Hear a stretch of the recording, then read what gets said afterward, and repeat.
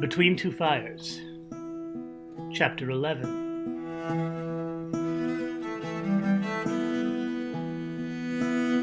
Of the Market on Rue Montfetard.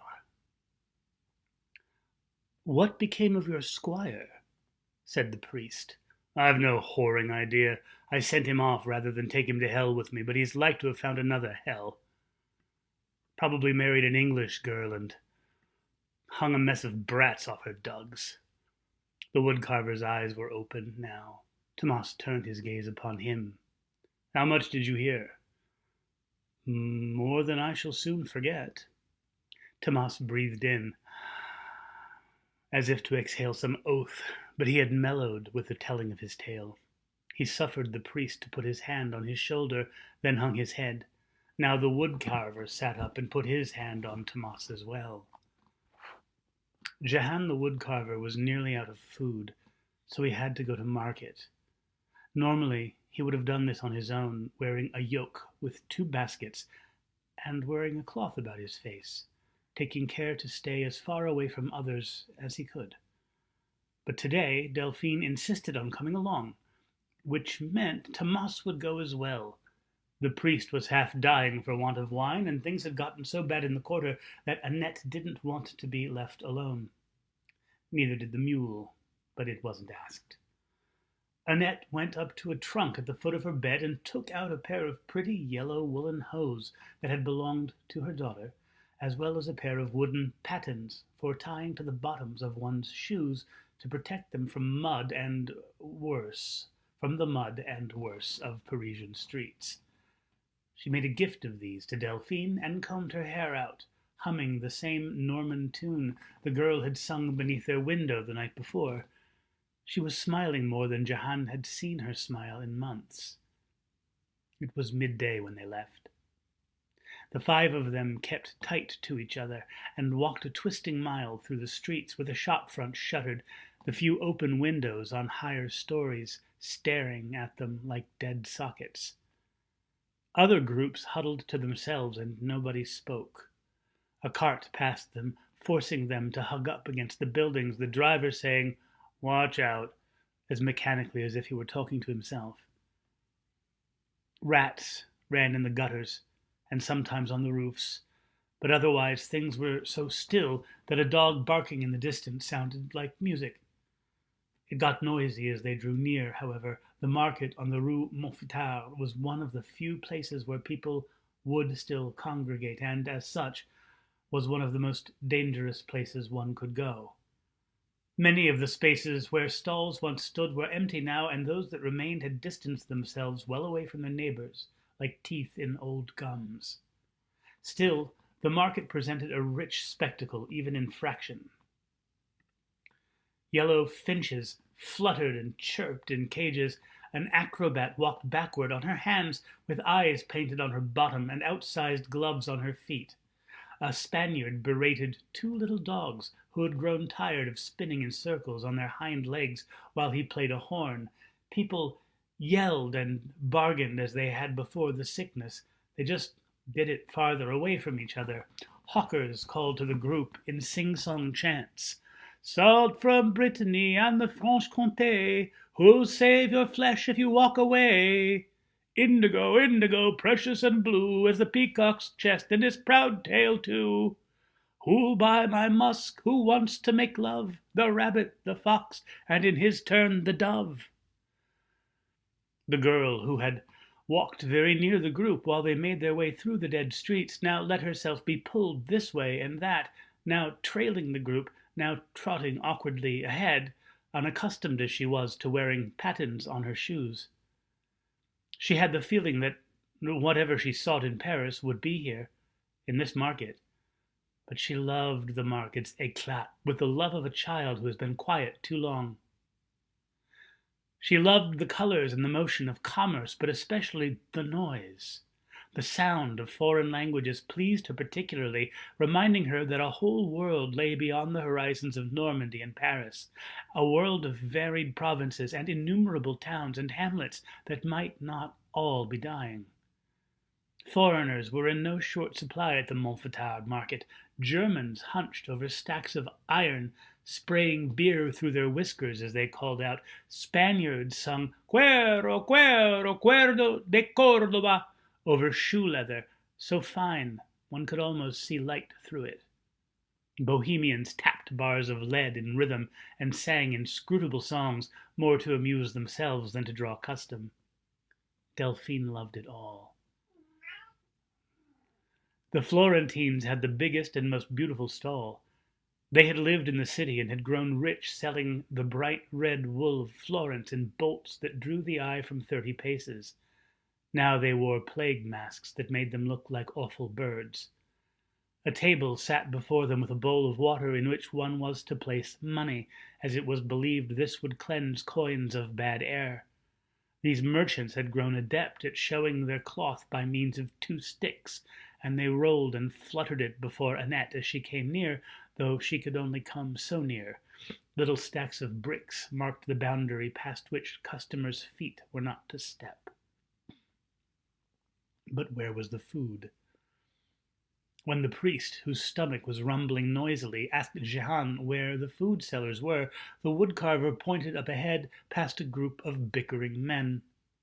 As they approached, they saw a sergeant with his baton of office yelling through a handkerchief at a shrugging merchant who sold tortoises and tiny owls and other exotic animals. The officer gestured at a miserable-looking monkey in a cage. "That beast has it. You have to pitch its cage in the river or burn it, but either way, get it out of here." "Monkeys don't get plague. He's just tired. Who wouldn't be tired with you yelling at him?" "Monkeys are just little men, aren't they? Foul little men who bite and throw filth. I'm telling you, he's got it." The sergeant was obliged to use reason because he had only one man with him, and the merchant, who had a Gascon accent, had several dark-skinned fellows who looked like brothers sitting within easy reach of staves and knives. The group continued on, the ailing monkey locking eyes with the priest and staring at him with disturbing intelligence. Now the chants of food sellers came to them. Hazelnuts, apples, pork pies in crusts. One stall was wild with hanging game, some of it none too fresh. The hunter, sweating in a hat made from no less than 3 foxes, was using a leafy branch to swat flies away from a deflated-looking rabbit. "Wolf pelts!" he barked at them, now gesturing at an impressive stack of hides. "Winter isn't so far away, you know. You'll want good furs for the little girl." The priest politely waved away the man's solicitation, provoking something very like a silent snarl from him. Next were the fishmongers, their carp and sturgeons and black bass laid out on wet straw, the sellers stinking of the river, wearing aprons brown with blood and glittering with scales. Tomas went to a large carp, but Jehan pulled him away. "Not this stall," he whispered. "They have a stall on the right bank as well, and whatever doesn't sell there comes here. They redden them with pig's blood." "Let the man look," the fishmonger hissed. Jehan made the sound of a pig snuffling. "That's a lie," the man said. "Since when is an oink a lie?" "Leave it," Annette said, as the fishmonger wiped a rusty filleting knife with his apron. A look from Tomas made him put it down. The other fish stall was ropey with eels, and neither Tomas nor the priest nor the girl wanted any part of it. The butchers were next, and there were a good many cuts of meat to be had, though the prices were ruinously high. Annette debated with Jehan about a shoulder of pork, which he haggled for, and got. Soon she found a bag of onions, leeks, and garlic, then 2 fistfuls of hazelnuts. Annette was happier than she had been in many weeks, and she was going to cook a proper meal for their guests. Tomas cheerfully munched a black pudding he found for a dîner, sharing pieces of it with the priest until his attention was called by the sound of a barrel rolling. He walked over to a table full of bright new chainmail, though this was not for sale. "Clean your armour, my lord," sang out a man too old for the scalloped fripperies he wore, as he turned a handle that turned a barrel full of sand and vinegar. 10 minutes in here, and your hauberk will shine like God's teeth." He had the air of a squire, perhaps one whose seigneur had died. When he saw that Tomas was hooked, he said, "2 deniers to make it like new, sire. You won't find better or cheaper." Tomas had just begun stripping off his belt and surcoat when the girl yelled, "Père Mathieu, please come!" with such urgency that he ran with one hand holding the belt closed and the other on the hilt of his sword. The priest and Tomas arrived at the same time to find Delphine standing near a cart belonging to a seller of religious articles, a hunched, pale little man with very black hair who seemed to smile at everything, even the sight of Tomas stomping toward him. "What in Christ's name is it?" Tomas said. "The oil!" "What?" "This is the oil that the Magdalene used to wash Jesus' feet," the girl said excitedly, bouncing a little on the balls of her feet. She was pointing at a little clay vial stoppered with cork. "Sure it is, and I'll bet that's the hammer that pounded in the nails," he said, gesturing at a plain wooden mallet.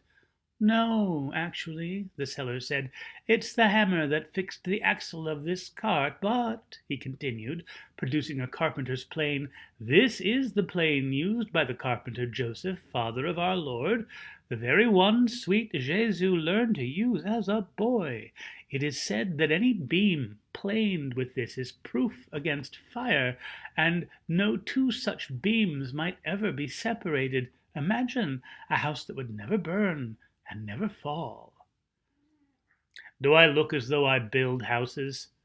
"No, my lord, you look as though you knock them down and none can stop you. But surely you will want a fine house built one day, and you may lend the carpenter this holy thing." "I had one house, I will not have another." "A traveler! Then look upon this," he said, fishing something out of a leather sack, a lock of St. Christopher's hair in a reliquary of horse bone. The horse was Caesar Constantine's horse, a stallion of white so fair he made snow look like coal ash. "You met this horse?" "He was described to me, as I have described him to you, as it was described to him that sold it to me, and on backward to antiquity.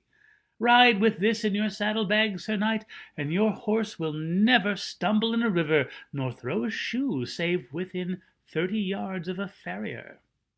Also, you will never lose your way again, for St. Christopher himself will lead your horse by the nose, even to the tavern door." Delphine had stood rapt throughout this pitch, but now the priest spoke up. "Your stories are very pretty, but surely you see that only the child believes them. Good day to you." Tomas had already turned his back to walk away, and the priest now reached for Delphine's hand. She withdrew it before he touched her, and wove her limbs through the spokes of the cart's wheel, looking at the priest like some feral St. Catherine. "Let's go, child," the priest said. "No!" she all but howled and gripped the spokes tighter. "This is why we're here. It's here." "Nothing is here, girl, but old tools and donkey bones. I know this man's sword. Now let's go." "Perhaps you seek the vintner," the pale little man said, his very green eyes twinkling significantly at Père Mathieu. "What did you say?" asked the priest. "Oh, there's a vintner selling good wine from Auxerre, just 4 stalls up this street. You want wine so badly you're gray from it. Your upper lip is sweating." Tomas turned around now. The priest opened his mouth to speak, but closed it again because he had nothing to say. This man had seen right through him. "You seem lost, brother. Perhaps you need something to point the way for you. Perhaps something very dear." "Like what?" Tomas said.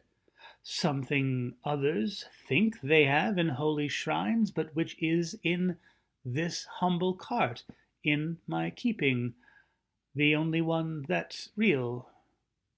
"What?" Tomas said. "The milk of the Virgin? The cocks of the Magi?" "Better. Gabriel's turd? God's piss-pot?" "Oh, much better." So saying, he scrambled into his cart and tugged out a box of cedar with Greek letters in it, or on it. He passed his hands over it several times like a magician, then opened it to reveal a leaf-shaped, shining spearhead worked with ivory and also lettered in Greek. "You're not saying," the priest said. "I am." "Why is it inscribed in Greek when a Roman soldier pierced our Lord with it?" "Oh, it went to Alexandria for a time. Oliphants from the Afric continent gave their tusks for it." "Why should I think this greatest of all relics should be in the care of, forgive me, a man of such poverty?" the little man said, as the priest gestured impotently in search of an inoffensive word. "Humble means? Something like that." Delphine spoke up from her wheel now, saying, "Did not our Lord go humbly in his time, in sandals or on a donkey?" "The child is wise," said the relic seller. "Heavenly treasures and earthly ones are not the same." "It does look quite credible," said the priest. "Do you hear your own words?" said Tomas, stepping closer. "This is no more the holy spear than this man is Christ's wet nurse. He has bewitched you, both of you. Let's go." "Yes, perhaps you should go," the relic seller said, shutting the box with a loud snap and fastening the latch. He looked anxiously past the priest and hastily began to pack his goods away. Tomas saw why, and then the priest turned and saw as well. A group of agitated men was bearing down on them, pointing at the relic seller. One of them said the word Jew. The sergeant, who had been arguing with the monkey seller, was now being pushed along by the crowd, who seemed intent on making him do some duty or other regarding the little man and his cart. "We have to get out of here," Tomas said. "Now." The priest nodded, sweating now from more than want of wine, and tugged gently at the girl, who shook her head stubbornly and kept a tight grip on the wheel, shutting her eyes against the approaching group. She was frightened too. Tomas wasn't having any. He shoved the priest out of the way and unwound her limbs from the wheel, even though his grip hurt her and made her cry out. "God damn it, come with me if I have to pull the whoring wheel off with you," he said, and soon had her over his shoulder, even though she cried and slapped at him. The priest had already gotten clear, and now Tomas stepped out of the way as the small mob reached the cart. The relic seller had packed away his things, if sloppily, and was now pulling at the spars of the cart to get it going. 3 or 4 men stepped in front of him, one of them bearing a table leg as a club. He tried to ignore them and move past them, but one of them put his hand on the man's face and pushed him down. It wasn't very hard to do. A paunchy, middle-aged fellow with a beakish nose and ginger hair took off his straw hat and faced the sergeant. "I am Pierre Auteuil, pardoner, and I am the licensed seller of relics in this quarter. On my oath I affirm that this man is a known Jew, and by royal decree there are to be no Jews in the city of Paris." "I know him to be a Jew as well," shouted an old fellow. "I have seen him at the hot fair at Troyes." The sergeant, who saw far less harm in the little man than he had in the sick monkey, sighed and said, "How do you know this? He wears no yellow circle." "He was pointed out to me." "That's no proof." "Ask him, then," one said. "Yes, ask him his name," said another. "What is your name?" said the sergeant, not unkindly. The perhaps Jew said nothing. "Tell me your name," said the sergeant, beginning to shed his benevolence. The man said simply, "I am a Christian." Now the woodcarver and his wife had found Tomas, the priest, and the girl. They all stood transfixed by the scene developing on the Rue Mouffetard, as did a number of others, many of whom forgot the danger of the plague and stood near one another to see. "Christians have names," said the sergeant. "What is yours?" "Look at his cock," one said. Now 2 fellows bulled to the front of the crowd and grabbed the man's arms. The pardoner yanked his trousers and underthings down and pointed at his foreskinless member. "Stop!" Delphine yelled, and was ignored. "What more proof do we need?" said the pardoner. "I'm a convert," pleaded the man, and he began to say a paternoster, but was shoved again to the ground. Now several kicks were aimed at him, but the sergeant and his man interposed themselves. "This will be done right if it is to be done. We'll pillory him, and I'll send to the abbot to find out what he wants done with him." So saying, the lawman helped him up, pulled his pants up, and took him away, directing his man to stand guard over the cart. The crowd followed behind the Jew to where a pair of pillories stood in a little square. A spice merchant who had adulterated precious sacks of peppercorns with pellets of soot and clay stood bent over in one set, with his hands and head in the stocks and a brick on a rope around his neck. The Jew was put in the other, and a lock secured through a hasp. And there he stayed. Delphine seemed distracted all through dinner. She chewed birdy little bites of Annette's roast pork and kept cutting her eyes toward the door. "What has you, child?" the woodcarver's wife said. "What will they do with the Jew?"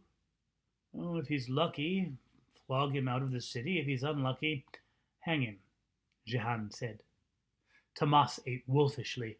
The priest shared out his wine to the others, holding the bottle patiently while the last 3 drops fell into Jehan's wooden cup. "That is," Jehan went on, "if they don't leave him out all night. God help him if they do." He crossed himself and pulled off a piece of the bread trencher he had been eating from, thumbing a stringy bit of pork on top of it and tucking it into his mouth. Delphine looked at the door. "Don't even think about it," Thomas said, even as she sprang out of her seat, faster than seemed possible. Her little white hand was on the bolt and drawing it as Thomas shoved back the bench he shared with the priest so he could stand, spilling Père Mathieu, who, falling backward onto the packed dirt floor, held his cup of wine straight up and managed to save most of it. The girl ran barefoot, her pattens and hose left in Annette's room, and Thomas followed behind her, yelling, "Stay here!" to the rest of them. His armor was off, piled in the corner of the workshop, so he was almost light enough in his gambeson to catch her at a sprint. Almost. His fingers whisked through her bouncing hair, of which he would have grabbed a fistful to stop her, but then he began to lose speed, and the gap between them grew. He growled and huffed a string of oaths behind her, causing her to call back at him, "You shouldn't swear like that!" The streets were stiller and emptier than before as they made their way to the market in the twilight. No rats ran now, and not even a dog's bark competed with the sound of Thomas's panting. At length he slowed his run to a loping walk. The girl, who had been peeking back at him at intervals, slowed to a walk as well. Even winded and angry, it occurred to him to be glad for the boots that saved him from feeling the filth of the Parisian muck between his toes, as she doubtless was. "Where the hell do you think you're going?" "To help the Jew," she said, peeking again to make sure he hadn't started running. The light was failing, throwing the streets between the close buildings into yet more profound darkness. "Help yourself. Something bad goes on here at night. Go back if you're scared." "Scared? You heard me. I should damned well turn around and let you go." "Maybe you should." He didn't. They kept on all the way to the Rue Mouffetard, the small girl before and the large man behind, even as the last of the shutters of the living closed on the sight of them. Thomas never noticed the smell of juniper riding over the baser scents of the gutter.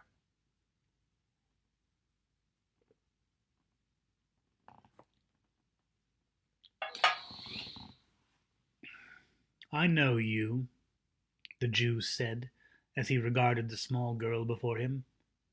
The pillories stood deserted in the square, not far from the relic cart, which had been completely picked over.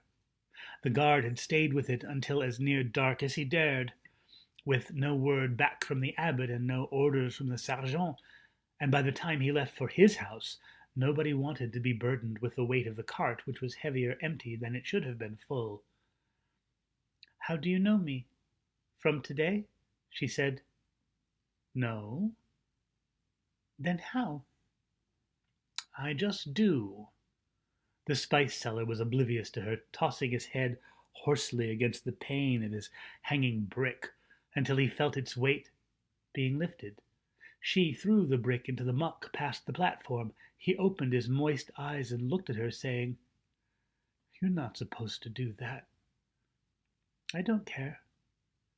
Now the Jew called her over, saying, "Girl, look at me." In the eyes. She did. "Is it time?" She wasn't sure why she said it, but she said, "Not yet." And the Jew nodded, closing his eyes. He looked very old just then and very tired. Tomas arrived. He was so nonplussed at how calmly Delphine was standing there, talking to the men bent over in their stocks, that he did not scoop her over his shoulder or drag her by the arm, having weighed the merits of both actions as he stomped behind her. It was almost fully dark. "Well, little witch, what now?" "Will you break their locks?" "No." "Why not?" "I haven't got a hammer." She looked sad. Several streets away,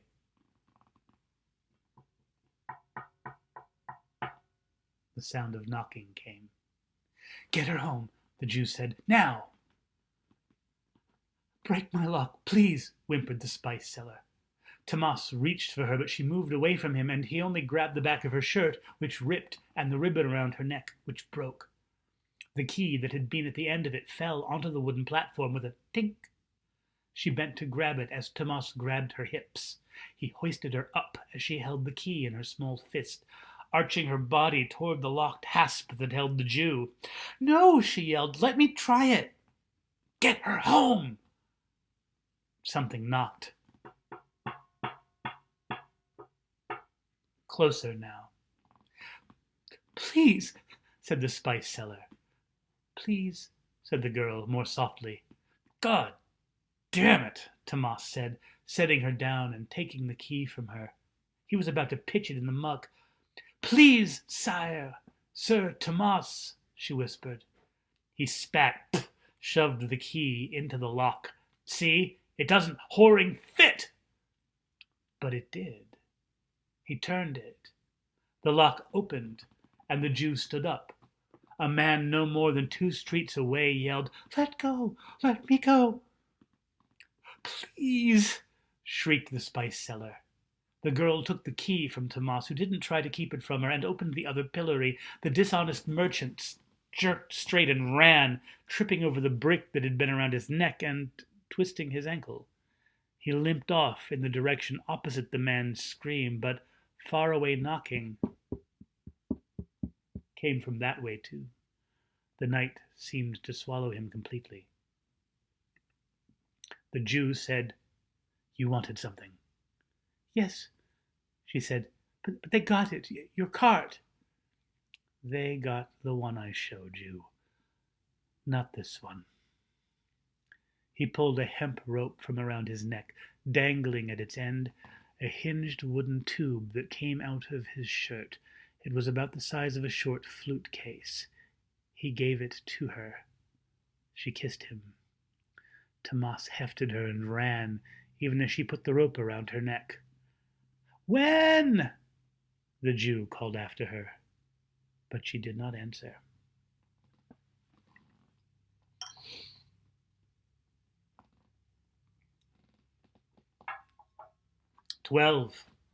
Chapter 12 of the Ones Who Knock by Night. When they got to the door of the woodcarver's house, Tomas had the good sense not to knock. He said, "Priest," and then the girl said, "Annette, it's me." The bolt slid back and the door opened, the woodcarver motioning them in. The married couple and the priest were all pale with fear. Jehan whispered into Tomas's ear, "They're here, in the corner." "I know," Tomas said. "They're close."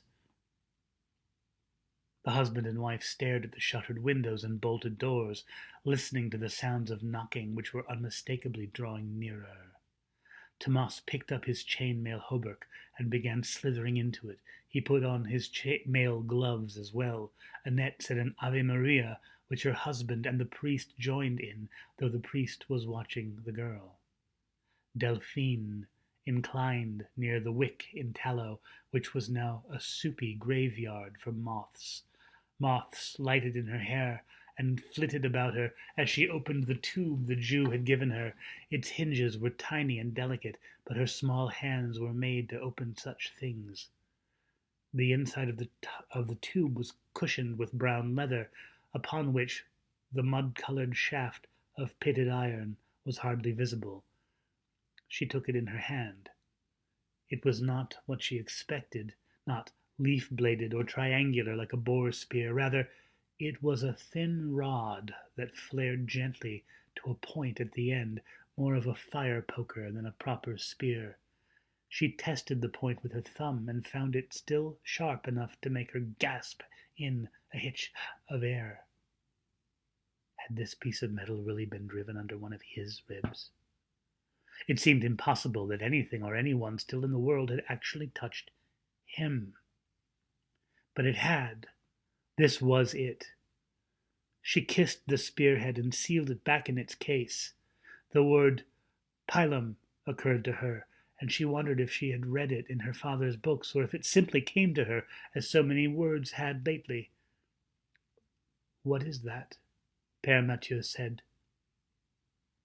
"You know what it is." None of them slept.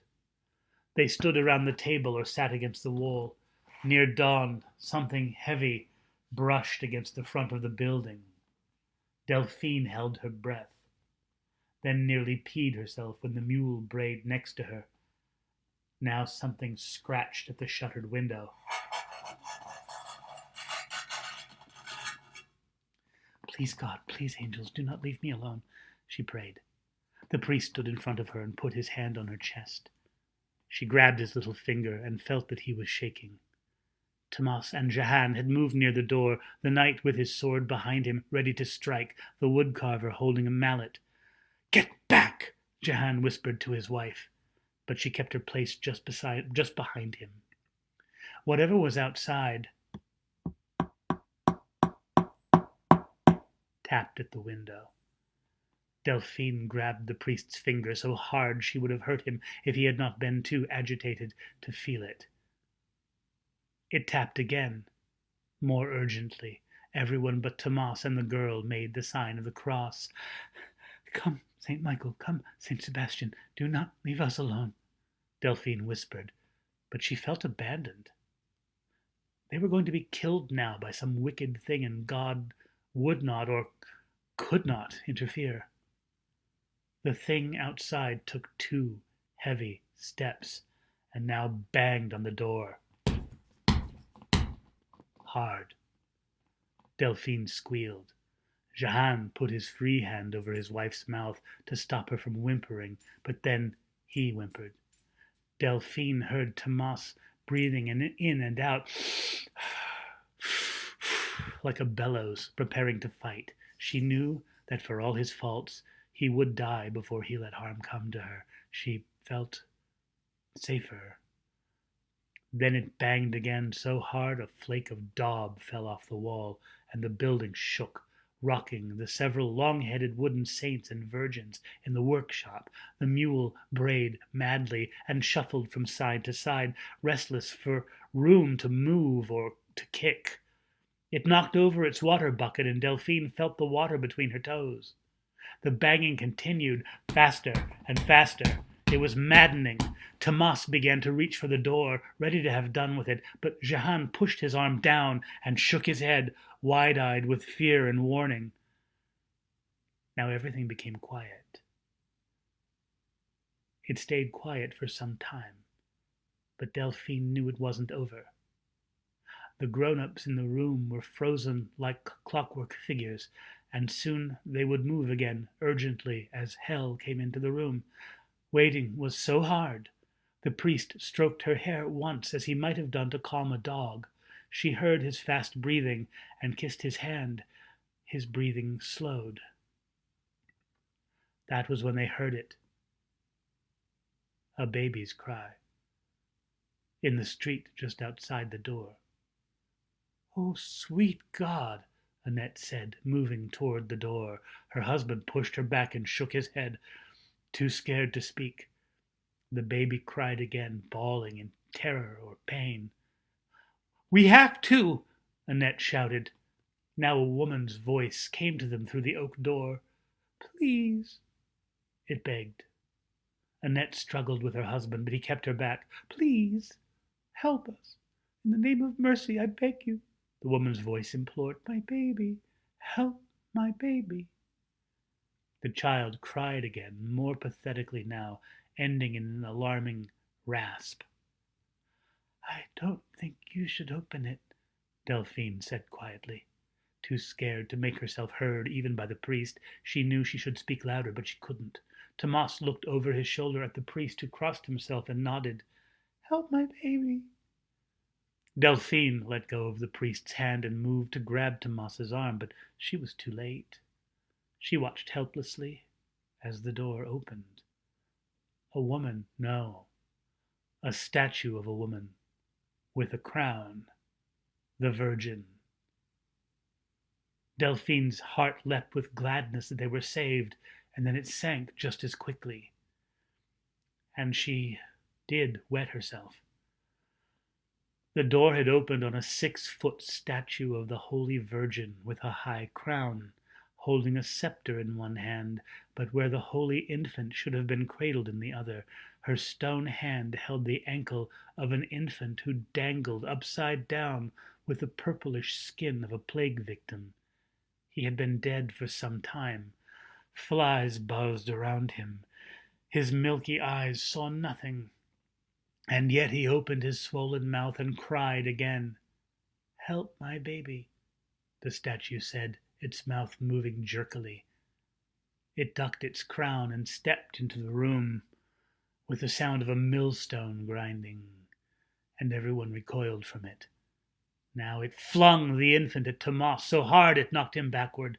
Delphine gaped at it. When it moved, it somehow seemed like a statue seen in glimpses. It moved fast, but choppily. It was impossible. The fight was awful. It was hard to see in the near darkness of the candlelit workshop.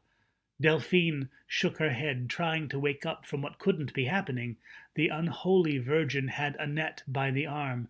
The arm broke. It bit something off her face and spat it at Jehan. It stove her head in with its scepter. God, why, sweet Annette? "No!" Delphine tried to scream, but it came out like a kitten's mew. The priest pulled Delphine behind him again, saying a paternoster, but she looked around his robes. Tomas had flipped his sword, holding it near the point, bludgeoning the living statue, making sparks and chipping it, but he could not stop it. It wanted the woodcarver now. Jehan's mallet knocked a point off the crown, but then it lowered its head like a bull and gored him against the wall again and again, shaking the building with the force of it. A trio of wooden Marys seemed to look on helplessly as a stone version of themselves killed their master. Now it was coming for the night. Tomas, putting his back into a low swing, broke a foot off of it, but it dropped to all fours and bit and gored at him, toppling wooden statues, wrecking everything around it. It swept out with the scepter, hitting his leg hard, almost spilling him. He grunted in pain, then lashed down and broke the scepter. "Get the spear." Delphine ran to the table where the flute-shaped case held the spearhead, and she grabbed it just before the panicked mule kicked the table over, almost on top of her. She opened the case. The priest said her name. She handed him the spear, and he understood. Tomas had broken great pieces off the abomination, but still it kept after him, until it saw what the priest held. It flipped over sideways like an acrobat doing an arch and righted its head, making the priest stop. It grinned at him, and black ichor came out of its mouth. It grabbed the dead infant and whipped it around, trying to knock the spear out of Père Mathieu's hand. "Touch it!" Delphine yelled now. "It doesn't want you to touch it!" The priest stepped forward again. Tomas swung for all he was worth and caught it square in the face with his sword's heavy hilt and quillions, breaking the nose from it. The priest poked at it with a spear, and it scuttled backward out the door. "I see you," it said to Delphine, though its stone eyes did not seem to see anything. She shuddered. "You didn't help the baby," it said, and walked backward into the night. They had little time to mourn their hosts. The priest yelled, "Fire!" as he noticed one wall of the house smoking and licking flames spreading from a pile of wood shavings near Jehan's work desk. One of the candles had landed there when the mule kicked the table over, catching not only the wall, but an apron hanging from the corner of the desk. The priest tried to swat out the apron, then tried to swat it against the walls, but only succeeded in stirring the flames to greater activity. Throwing down the apron, he took the mule by its halter and handed it to Tomas, who, with difficulty, led the terrified animal out into the street. The priest now gathered up both the spearhead and its case from the floor, and then he went to Delphine. He had to unmake her fists from where she held strands of Annette's hair to cry into, but then she allowed herself to be picked up. He took her through the kitchen and out back, put her into the cart, gave her the reliquary, and then unbolted the door that led from the tiny courtyard garden into the street. Tomas had led the beast around, and now the priest hitched it up. Tomas ducked back into the house for the rest of his and the priest's things, then loped up the stairs for Delphine's sack as she yelled, "Leave it! Hurry!" Choking black smoke sifted up through the planks of the bedroom floor, but he found her sack and limped down the stairs, past the now smoldering wooden figures, and through the kitchen, coughing savagely, his eyes tearing and his face besooted. The knight lifted himself and their goods into the cart. He patted out with his mailed hand the edge of the priest's linen robes, where they glowed orange and curled, just on the verge of breaking out in flames. Barely noticing this, Père Mathieu reined the mule, yelling, "Fire! Wake up!" several times for the benefit of any neighbors who might be left alive. They pulled away from the woodcarver's doomed house and rode into the last of the night, dazed and stinking of smoke.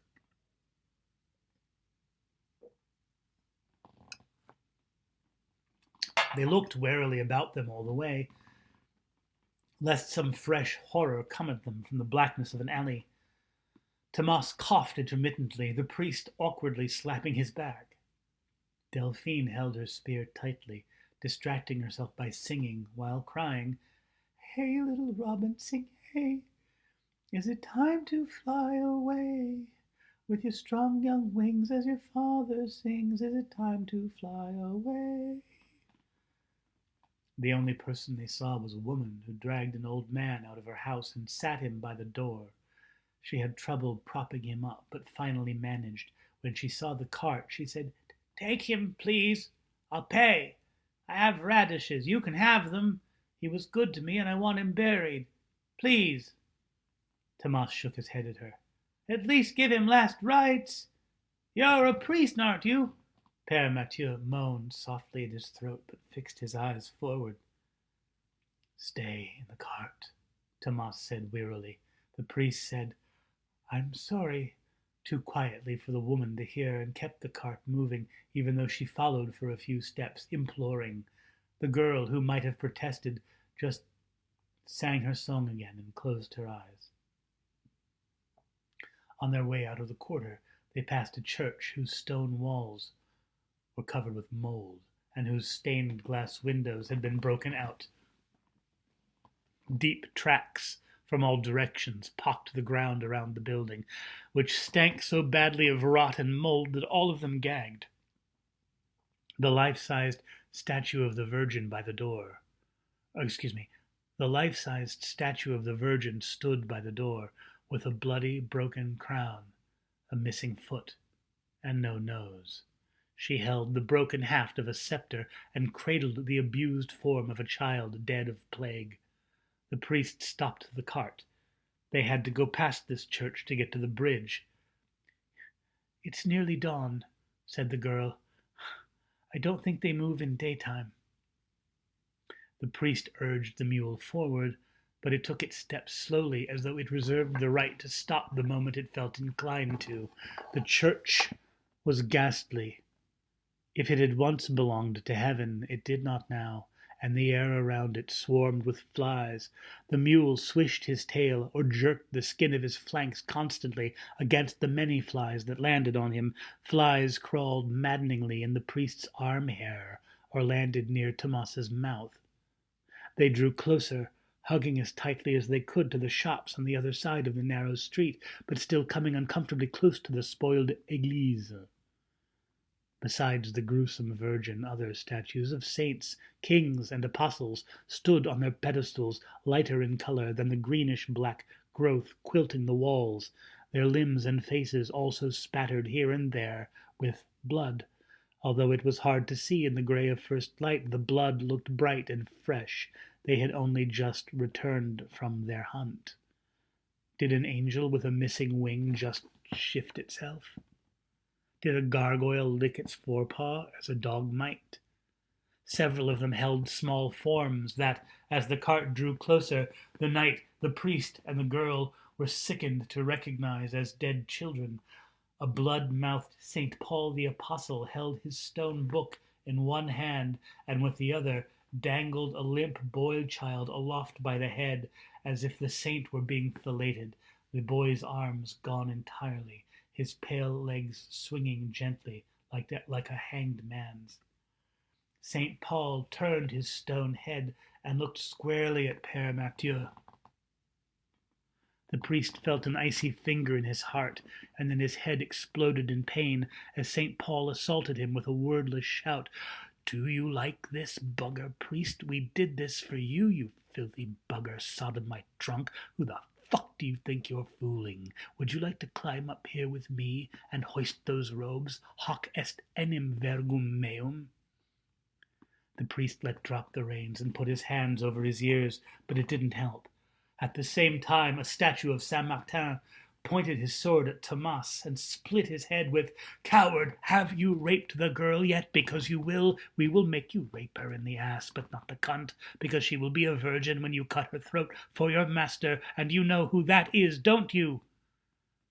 St. Anne crouched as though she might leap at the girl, and thought screamed into her head, "Everyone you love will die. This priest and this knight, both of them will die because of you. We will kill them. We don't know what you are, but we will find out, even if we have to cut you open, and that toy won't help you." The cart wandered unguided as the three of them writhed under the words hurled at them.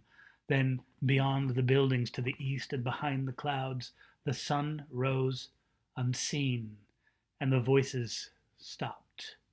The priest collapsed against the good weight of the night and did something like sleeping. Delphine, who had begun to feel nauseated and had a pain in her lower belly, comforted herself by leaning forward to stroke the priest's hair. Tomas took his chain-mail gloves off his shaking hands and took up the reins. The only sounds as they left the Latin Quarter were the clop of the mule's hooves and, somewhere, the barking of a dog. Chapter 13. Of the rain and the figure of death.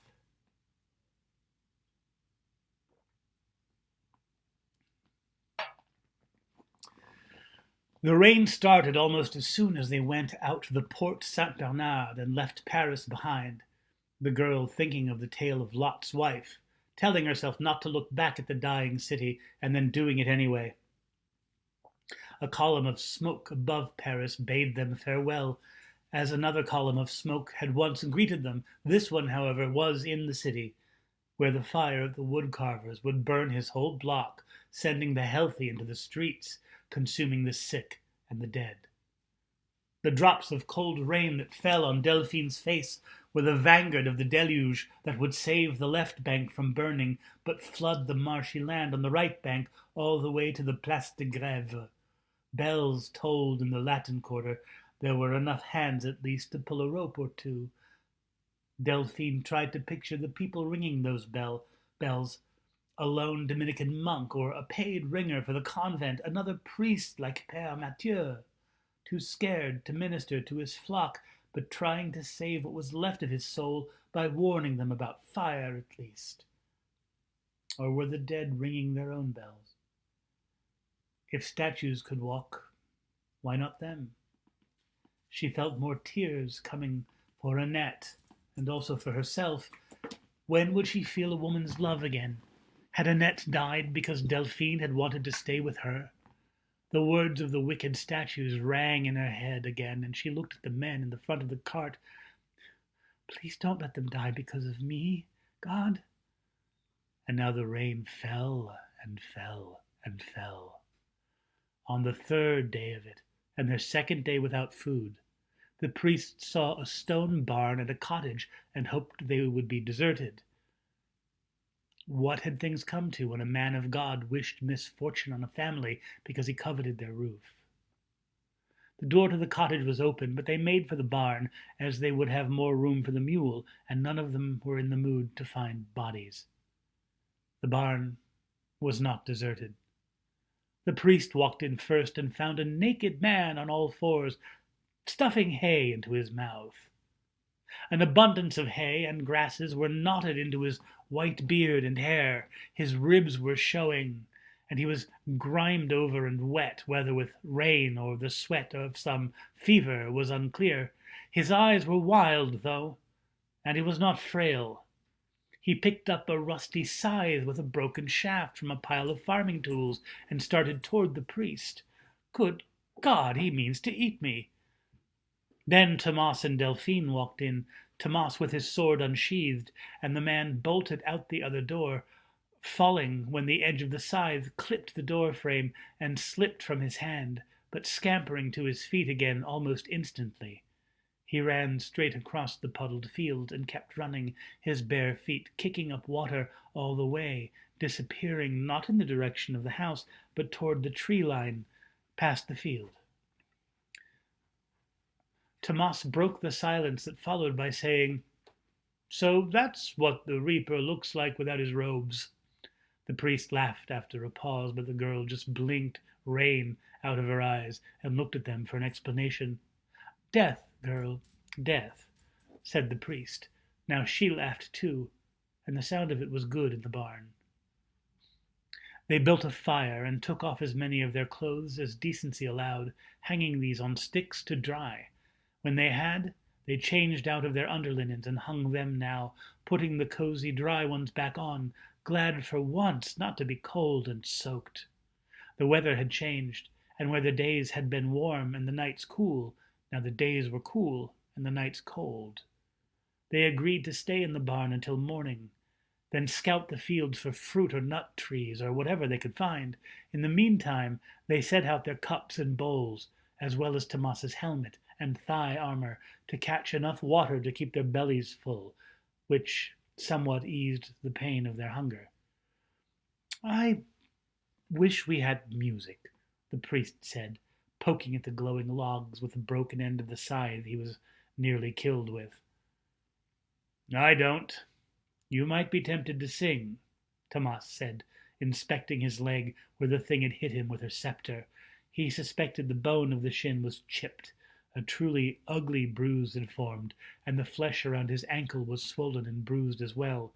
The damned thing had gotten him right where the horse had broken his leg at Crécy. "Perhaps the girl will sing," the priest said. "I don't feel like it," she said in a nasal little mew. She was getting sick.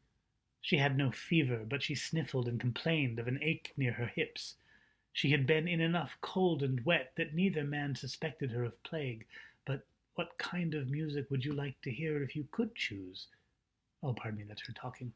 That neither man suspected her of plague. But what kind of music would you like to hear if you could choose? She asked Père Mathieu. "Oh, a lute," Most certainly a lute. And you, Sir Knight? A lute. That's court music. That's for troubadours to make wives spread their legs when their husbands are at war. I find it very pretty, if the player is skilful. It takes more training to master the lute, don't you agree? Then what? A drum, for example, or a cornemuse? That's what I'd like to hear, a drum and a cornemuse. Soldiers' music. That's for making husbands leave their wives behind for troubadours. Ah! As night came on, they fell to telling stories to pass the time. The priest began telling the story of a knight who was actually a werewolf, but a very considerate one, who removed himself to the forest to change his skin. His wife, however, betrayed him by hiding his clothes so he could not change back. In this way, her husband was thought to have disappeared, and she was able to marry her lover. Go on, Tomas said. Finish it. It is finished. The hell it is. Is it not? No, it is not. You only told half of it. Well, it's all I know. What the hell kind of story is that? The adulterous wife wins out? The noble werewolf is deceived and banished? Forgive me if I gave offense. Perhaps you should tell one now to instruct me in how these things are properly done. Imagine it's a sermon. A good story has a lesson. What's the lesson here? Whore's triumph? I don't know, the priest said, fidgeting. Maybe. Something about the deceiving nature of woman. Tomas stared intently at the priest in the firelight, and it was difficult for him to tell whether Tomas was being jocular or actually growing angry. That explains it, then, he said. They tell priests stories about how bad women are so they won't fuck them. Oh, it's hardly working. I'm the only priest I know without an acknowledged mistress in the village. Now Tomas laughed, and the priest relaxed. I know how the story ends, the girl said. Oh? Father used to tell it. Well, let's hear it, said Tomas. The knight went into the woods as a beast, Delphine said, and here she made the sound of a beast. And one day the king and his hunting party found him. They were about to slay him, but then the big wolf bowed to the king.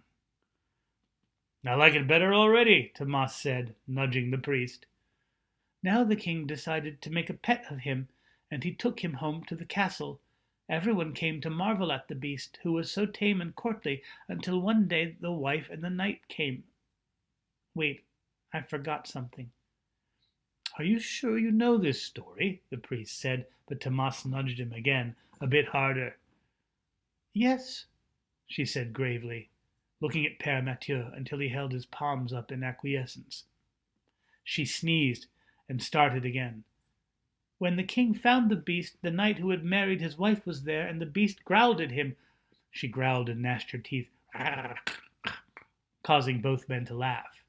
They wanted to kill it, and that's when it went up and licked the king's hand.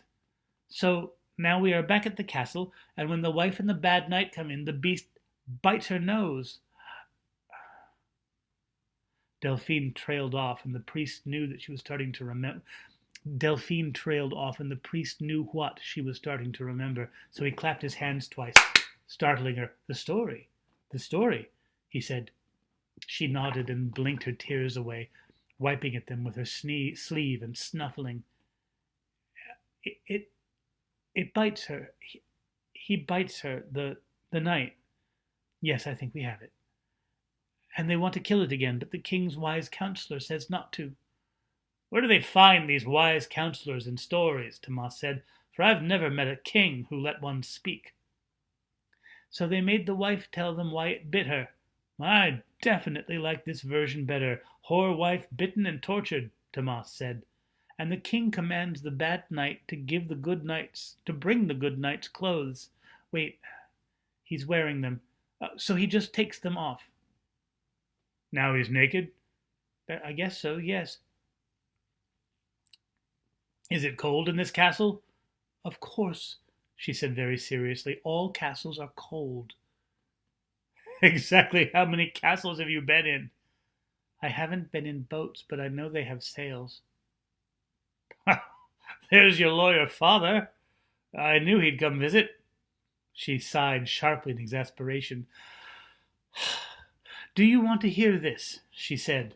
So we have a shivering knight with a shrinking bitte. Both of them looked reproachfully at Tomas. Do you want me to finish? Because I can't when you keep interrupting me to show me how clever you are. Ooh, Tomas said. I stand rebuked. So, the naked knight. They give him a robe. So the knight is not... So the knight with a robe.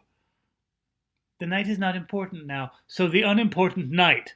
Delphine got up and walked away, folding her arms. Both men giggled like boys at her irritation, now implored her to come back. Sweet Delphine, tell us the story. Don't take on so. The story, the story. At length she took her place again, but pointed her small finger at Tomas. He put his hand over his mouth. So the king laid out the clothes for the beast, but it just sniffed them and sat down. Tomas removed his hand and said, Did it? But she cut him off with a Sst! And pointed her finger again. He replaced his hand. The wise counselor said that the knight was ashamed to change in front of them, so they put the beast in the bedroom with the clothes. He went in on 4 legs and came out on 2. They both looked at her expectantly. What? She said. Finish it, Tomas said. I did. He became a man again. What about the bastard knight and the whore wife? Were they killed? If you like. What do you mean, if I like? It happened or it didn't? It's just a story. Yes, and it has an ending. I told you the ending. But we still have loose ends. Fine, she said. I'll finish it to your tastes. The knight takes his sword and cuts the heads off both of them. Blood goes everywhere. Blood, blood, blood. Then he cuts the head off the king too. Bloody blood, blood. And he puts the crown on his own head, so he's king, and the wise counselor gives him his pretty daughter to marry, even though she's only 15 years old, and they have lots of babies, and then die and go to heaven. Now, how do you like that, Sir Tomas? He clapped his hands. Now that's a cunting story, he said. I think we have a visitor, the priest said, pointing at the barn window, where a pair of eyes peeked at them below a mane of tangled wet hair knotted with grass. Tomas threw a log from the fire, and it hit the wall next to the window, showering sparks. Go on, he shouted, reaching for his sword, but the eyes just blinked at him. He got up, and the face disappeared. They saw the naked old man run by the door, looking wildly in at them. This is my barn! He said, outraged, and ran into the rain again. There was no question of Tomas catching him. The knight slept poorly. He woke panting in darkness from a dream about riding his horse through a field of brambles, and tried to remember where he was. When he did, he noticed that the rain had stopped, and he walked outside to look up at the sky. The half-moon flirted with him through gouges in slow-moving clouds that still held water, but he would not be able to look for his comet. He thought it might be out of sight now, having murdered its stellar swan, but he had no doubt that others had come. This had been a promiscuous summer for comets. Only it wasn't summer anymore. His breath plumed out in front of him. It was nearing mid-September, but it was cold like October. He heard movement behind him, and then a sound of mild displeasure. He turned to see the priest stooping to drink from the bowl he had set out. Oh, it's musty, he said. My bowl could do with a scrubbing. Tomas looked at the sky again. Couldn't sleep? The priest asked. Tomas didn't answer. I know, stupid question, hardly worthy of William of Ockham. I should have asked if you had bad dreams. I did. Would you like to know what about? Tomas didn't speak. I was being led around the countryside by a little girl. There were horrid things in rivers, and statues crawled off churches, and a great sickness had killed almost everybody. I was starving to boot. Silence. My only other companion was a moody, excommunicate knight, who rarely spoke and didn't have the slightest interest in hearing about my nightmares, and, of course, a mule. Tomas sighed. I liked the mule. What did you really dream? I dreamed my brother had no legs. The one in Avignon? The catamite? I have only one brother. He walked about with crutches like a stilt man, but drab and sad. I fed him from my hand as if he were a bird, but he was not grateful. He hated me for my legs. That sounds better than the other one. Perhaps you should go back to sleep. Now the priest looked at the sky. What's up there? Oh, now the priest looked at the sky. What's up there? If a priest doesn't know, how should I? Huh, well, maybe a better priest would. He stooped now and took rainwater from the knight's thigh piece. Tomas took a long look at Père Mathieu. You haven't been defrocked or anything, have you? Should have been, perhaps, but no. You just don't always seem quite like a priest. Funny, I've had the same feeling about myself since the day I took orders. Why did you then? Like most of the others. My father sent me. Why didn't you follow him into his trade? The priest didn't say anything. Well? He was a soldier. And? Do I seem like a soldier to you? Not even a little. And yet I am heroic compared with my brother. Tomas grunted, imagining how he might look upon his son if he proved too weak for arms. He imagined himself beating it out of him and making a man of him. Then it occurred to him that the priest's father had probably tried. Our father used to say, "Since God has sent me only daughters, I shall send the bearded ones to take orders and the others to fetch back sons." Tomas chuckled. Yes, I suppose it is funny, the priest said, the first dozen times. Tomas drank out of his helm. Thunder rumbled in the distance. We're in for more of it, Tomas said. The priest nodded. May I tell you? What? Tomas said. What I did. I'd rather you didn't. I know. Then why ask? The priest folded his arms around himself against the cold. I don't have anyone else to confess to. We'll go ahead and stop it there for this evening. We'll start a talk back in just a few minutes. This is Pucelete from Owen Fife's Bards, Poets, and Singers of Songs. Let's have a second of this before we cut out.